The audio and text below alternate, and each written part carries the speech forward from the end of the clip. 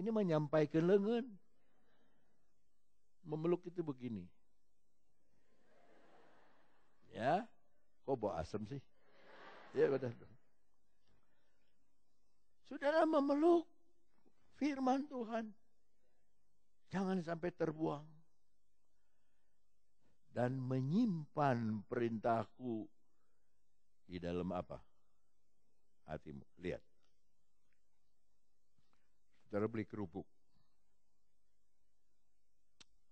Aduh, peot. Ini kerupuk. Peot. Saudara buang kan? Peot, jangan diterusin, buat. Jangan. Kalau ibu kita mau makan, jangan. Istri kita mau makan, jangan. Adik kita mau makan, jangan. Peot, jangan. Lihat, buang. Apa kita berbuat hal yang sama dengan berlian? Tidak.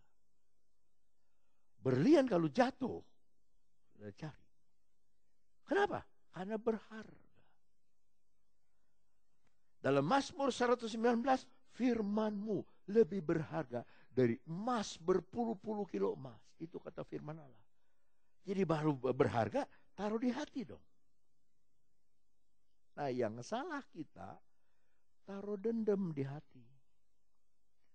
Tuhan bilang jangan taruh dendam, taruh perintahku di hati. Baru datang ayat kedua. Sehingga telingamu memperhatikan hikmat. Kalau kita taruh firman Allah di hati, telinga kita bukan telinga ini ya. Telinga rohani kita itu akan memperhatikan hikmat. Kita lompat dulu kepada Amsal 8 ayat 1. Dalam Amsal 8 ayat 1, di sana dikatakan, bukankah hikmat berseru-seru? Berarti hikmat di sini seorang pribadi yang namanya Yesus. Ada haleluya. Kembali kepada Amsal 6 ayat 2. Sehingga telingamu memperhatikan Yesus. Memperhatikan hikmat. Kalau saudara perhatikan cara Yesus kerja, saudara akan mendapat hasil seperti hasilnya Yesus.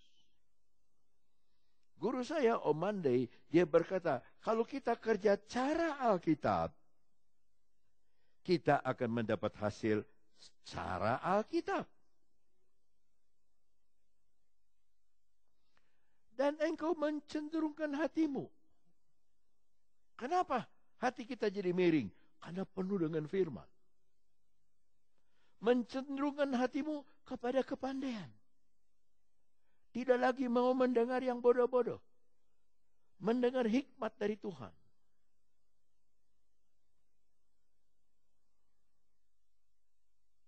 Ayat 3. Ya, jikalau engkau berseru. Sekarang kita yang berseru. Tadi hikmat berseru-seru. Berseru kepada pengertian.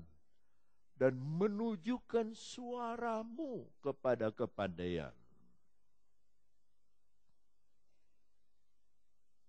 Kita suka nyanyi, mataku tertuju padamu. Tapi hati kita penuh dengan kegelisahan. Itu kita membohongi diri sendiri. Orang yang matanya tertuju kepada Tuhan, dia tidak ada gelisah. Tidak ada. Dan menunjukkan suaramu kepada kepandaian. Ayat 4. Jikalau engkau mencarinya seperti mencari perak. Pada zaman Salomo, perak lebih mahal dari emas. Contohnya begini. Saya suka batu. Kalau diikat sama perak biasa, paling ongkosnya 300.000. Udah dengan pasang, udah dengan dipoles, udah. Tapi kalau ada perak yang khusus, Om saya minta maaf, biayanya 4,5 juta. Karena perak ini luar biasa. Saya bilang yang murah aja dah, yang 300. Tapi kalau Om mau bagus, ini perak luar biasa Om. Kerasnya luar biasa, hampir seperti emas, hampir seperti platina. Tapi namanya perak. 4,5 juta termasuk ikat. Jadi perak yang dimaksud ini perak yang mahal. Mencarinya seperti mencari perak yang mahal. Dan mengejarnya seperti mengejar harta terpendam. Saudara, ini kalau saya rapat, kalau saya diundang ke Bandung kemana, orang pada minta batu sama saya.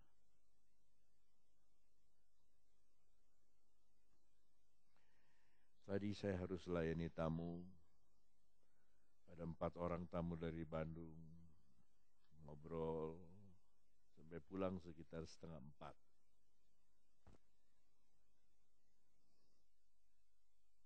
Anaknya minta batu. Anaknya yang minta, mamanya yang pilihin. Ini bagus, ini bagus, ini bagus. Ayo WKB, ini bagus.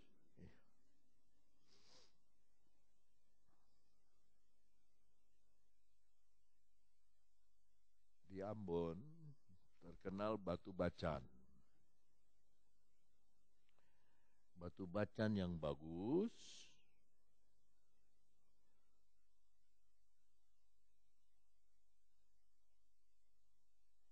Itu dibeli oleh orang Singapura untuk diukir Buddha. Ya. Harganya 1,2 M. Batunya kecil, tapi bersih. Sampai sekarang orang Jakarta pergi ke Halmahera beli rumah. Bukan untuk bangun rumah, tapi untuk digali tanahnya, mencari batu bacan. Sama dengan Kalimantan. Saudara kalau ke Kalimantan, saudara diam di mana saja, gali 1 meter sudah batu bara. Sudah batu bara.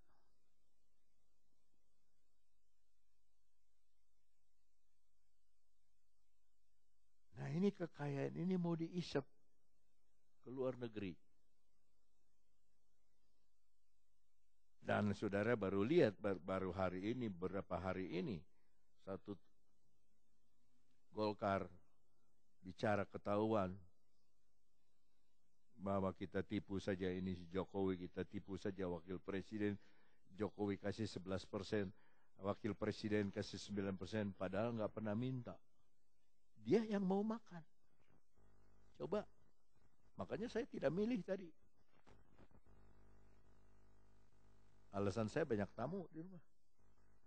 Saya lebih baik nyoblos kue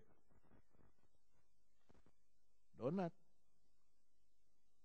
Karena dia nggak usah dilobangin, udah ada lobangnya.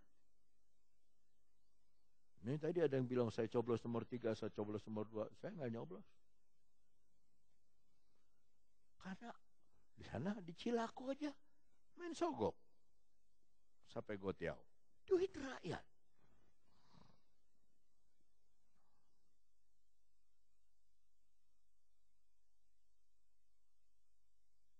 Tapi kita belajar mengejarnya itu. Cari di mana kira-kira ini.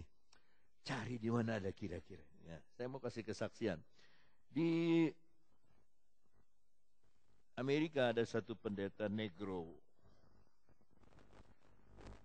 Mukanya saudara, kalau saudara lihat mukanya mirip, sedikit mirip. Agak beda sedikit dari King Kong. Orang negro. Jelek mukanya. Diolok-olok, dihina-hina. Lu punya gereja cuman 20 orang, 30 orang. Akhirnya dia kumpul uang. Karena di sana pendeta harus kerja, kumpul uang. Dia beli sebuah rumah sederhana. Dia beli rumah sederhana. Nah, begitu kata jemaat. Beli rumah yang cocok sama pendeta yang sederhana. Jangan di kota, tuh di desa kamu mah. Namanya juga pendeta. Dia beli udah rumah. Dia nggak tahu apa-apa. Tahu-tahu pada satu hari didatangi orang. Pak, rumah Bapak dijual apa tidak? Saya baru pindah, bagaimana saya mau jual? Bapak tahu nggak ini? Di bawah tanah ini ada gas yang berapa tahun tidak akan ada habis-habisnya.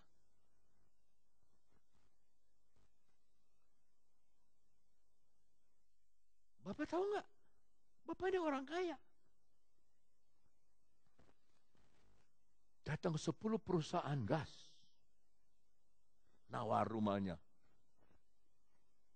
Tentu saja katanya orang negro ini. Tentu saja saya jual kepada yang paling tinggi berani bayarnya. Sekian juta dolar. Sekian puluh ratus juta dolar. Sebab dia bilang 60 tahun gak habis nih gas. Begitu dia sudah dapat itu ratus juta dolar. Dia bangun gereja yang besar.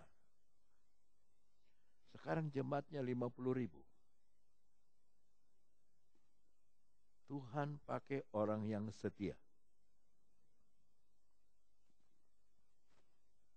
Sampai dia joget.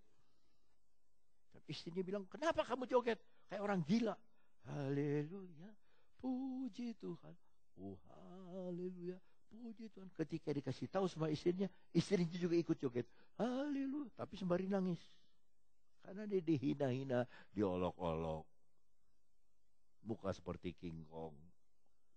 Tapi sekarang orang hitam kebaktian di situ, orang putih kebaktian di situ, orang Meksiko kebaktian di situ. Betul 5 roti mengenyangkan 5.000 orang.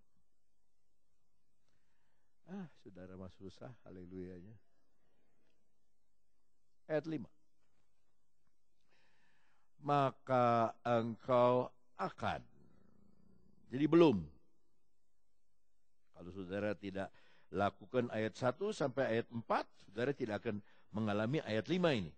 Maka engkau akan memperoleh pengertian. Tentang apa? Bukan pengertian tentang ruang angkasa. Bukan pengertian tentang membangun rumah. Bukan pengertian tentang masak yang baik. Bukan pengertian membuat kue. Bukan. Bukan pengertian menjahit pakaian yang baru. Bukan pengertian sekolah tinggi. No. Pengertian takut akan Tuhan.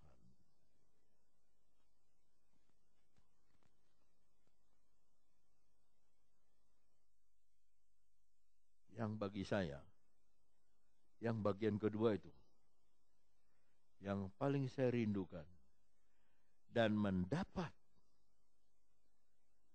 pengenalan akan Allah. Nah, waktu saya tidak berdaya, sakit, saya ulangi sedikit. Saya bilang, Tuhan kenapa saya begini? Ini merayap di sini, kaku, merayap sini kaku, dari telapak kaki sampai di paha sini sudah. Saya rasa udah nggak tahan saya. Apa saya ini verlam, apa saya ini mati sebelah, apa saya ini lumpuh. Tuhan, kenapa saya begini? Tuhan jawab begini, mirip-mirip begini. Kalau begitu, kamu belum mengenal aku. Kayak ditempeleng saya, saudara. Bagaimana Tuhan, saya belum mengenal engkau. Saya punya sekolah Alkitab, saya ngajar segini, saya sudah jadi hamba Tuhan, sekian tahun. No, kamu belum mengenal aku.